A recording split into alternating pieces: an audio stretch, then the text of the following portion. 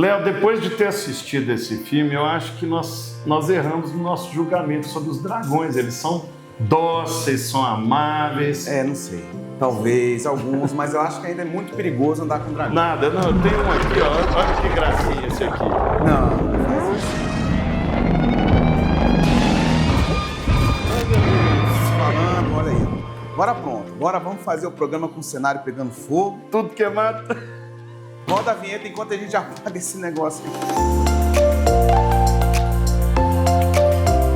Já chamamos o Corpo de Bombeiros, está tudo organizado, fiquem em paz, o Geek não está aqui no ar. Amém. E hoje nós temos uma resenha especial, né? Nós vamos falar sobre o filme live action da famosa animação Como Treinar o Seu Dragão. O que fala? Qual que é a sinopse, Léo? Bem, se você não conhece esse filme por acaso, vamos aqui te explicar rapidamente. A história se passa na ilha de Berk, onde os vikings vivem uma constante guerra contra dragões que atacam a sua vila.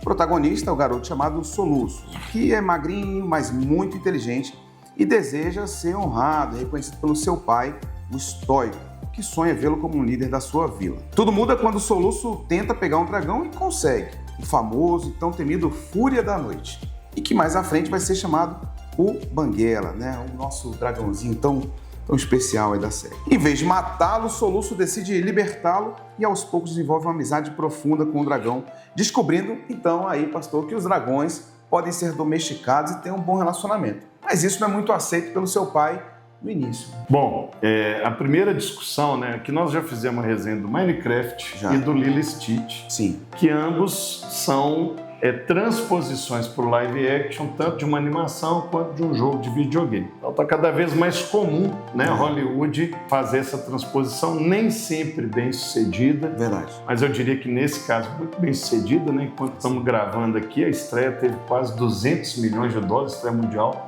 do Como Treinar o Seu Dragão, e quando isso acontece, aí que eles vão fazendo mesmo, né? O que você acha, Léo? Você acha que é um caminho?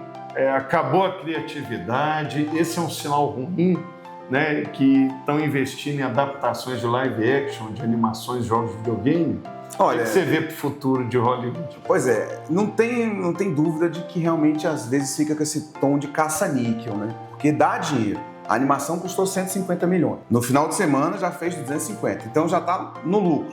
E está muito bem visto, então vai fazer mais dinheiro, aí não tem para onde fugir. Agora, é uma mecânica muito legal, live action é um produto bacana, mas a criatividade ela acaba não sendo muito explorada, né? Porque o filme, especificamente Como Treinar Seu Dragão, é quase que ipsis literis da animação, não muda muito. É impressionante, né? Porque é um desafio, né? Porque você tem dragões, que são seres que não existem, então é um filme que tem muito CGI, mas ao mesmo tempo a gente percebe um cuidado, e eu acho que isso que fez a diferença desse filme, né?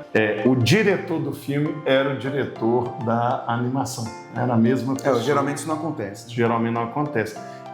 A animação foi dirigida pelo Sanders e pelo Bois. E eles foram os diretores. O Sanders foi diretor da animação do Lilo e Stitch, inclusive é o que faz a voz, né? Agora o Bois apenas que cuida do live action do Como Treinar o Seu Dragão. É até engraçado, né? Que você tem o Lilo e Stitch e o Como Treinar o Seu Dragão, que são dois filmes de animações dele saindo quase na mesma época no live action. Mas aqui você tem o diretor da animação dirigindo o filme. E é o primeiro live action que o Bois dirige. E é impressionante o que ele faz, né? Ele aplica muito efeito prático, cenários reais, né? A Vila Viking é toda real. Ela é toda real. Aquela área de treinamento ali, aquela arena de treinamento também, ela foi construída. Impressionante. Isso dá muita materialidade, muita verdade. E o CGI aplicado nos dragões, eu particularmente sou um especialista, nem um sommelier, de CGI, mas eu achei impressionante. Ficou muito bonito. Foi legal porque nós fomos com os nossos filhos assistir o filme, né? E tem umas cenas assim que eles ficavam na ponta, né? Vai, como se aqueles dragões realmente existissem. A imersão, né? Ficou boa. Foi muito boa. É bom pegar esse tipo de filme e levar o filho, porque eles têm reações muito sinceras. É verdade. Né? E ele... Quantos anos tem o seu? O mais velho tem 10 e o mais novo 3,5. Isso, o seu tem 10, o meu tem 9,5, quase 10, vai fazer 10, né? Então eles têm ali a mesma idade, então eu ficava vendo assim, as reações e realmente, né? Nós podemos dizer aqui nessa parte sem spoiler que nós recomendamos, tá? Selo de recomendação, esse filme realmente ficou muito bom. O Lilo e Stitch é da Disney, né? Isso. Enquanto esse, Como Treinar o Dragão, é da DreamWorks. Exatamente, é um dos melhores da DreamWorks, né? Exatamente. E agora, vendo que é um mercado, a DreamWorks fatalmente vai explorar mais essa... Abriu a caixa de Pandora. Que até então, quem fazia live action animação era exclusivamente a Disney. Agora, tanto a DreamWorks quanto a Universal, que distribui os desenhos da DreamWorks, vai ter Shrek, vai ter Meu Malvado Favorito, com certeza. Imagina a perninha do Gru. Meu Deus, imagina os Minions, né? Enfim, mas eu queria falar um pouco sobre o que esse filme pode nos inspirar a partir da palavra de Deus. Talvez a gente tenha que entrar em alguns spoilers, né? Então, sim. Quem não viu a animação ou não viu o filme, porque o filme é igual à animação, tem poucos acréscimos, né? Fica o aviso aí que talvez daqui pra frente a gente dê algum spoiler. Agora, assim, não perde muito a experiência do filme ter um pouco de spoiler. Até porque se viu a animação, o filme... Aí é tranquilo. Porém, o mais diferente que eu vi, eu acho que é um pouco da profundidade de algumas cenas, né? Principalmente a relação do pai com o filho. Ficou bem mais profunda. O pai é o Gerard Butler, né? Exatamente, que é o mesmo que faz a voz do estoico, né? Ele que é o pai dubla na animação. E ele interpreta. E ele fez um papel maneiro. Ficou legal. O Gerard Butler, para quem não lembra, ele é o Rei Leônidas de 300 de Esparta, né? Então ele é aquela figura assim que cai muito bem no papel de um viking, né? Um líder viking, né? Parece que o Esparta envelheceu ali. Isso, é o Leônidas gordo e barbudo. E com uma roupa que eu tava vendo na pós-produção lá, pesava 40 quilos. Imagino, deve ter sido um horror. E ele ficou grandão para dar aquele aspecto, né? Mas eu acho que o grande ouro, o grande plus que esse filme tem é justamente essa dinâmica dele com o filho e essa questão de que nós não devemos ficar julgando as pessoas sem saber o que elas estão passando, o que está acontecendo. Os dragões, eles invadiam frequentemente a vila para roubar os bezerros, os carneiros, né? E, na verdade, eles eram oprimidos por um dragão muito maior, um dragão alfa, e esse dragão que obrigava eles a ir lá roubar a comida para alimentá-lo. E isso, como eles nunca tiveram acesso ao ninho dos dragões, eles não sabiam. Da mesma forma, muitas vezes a gente julga as pessoas sem saber o que elas estão passando. Sem saber o contexto, o outro lado da história, né?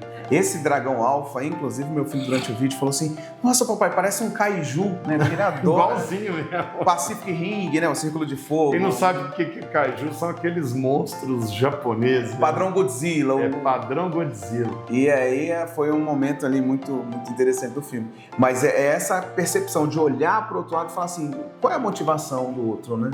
E a própria Bíblia diz, não julgueis. E o que os vikings faziam o tempo todo era julgar. Os dragões são vilões, são malvados. Vamos matar, a solução é matar. E quando um deles tem a oportunidade de interagir, conhecer, assim, não, eles são treináveis, né? Eles são domesticáveis. Vamos dar uma oportunidade, né?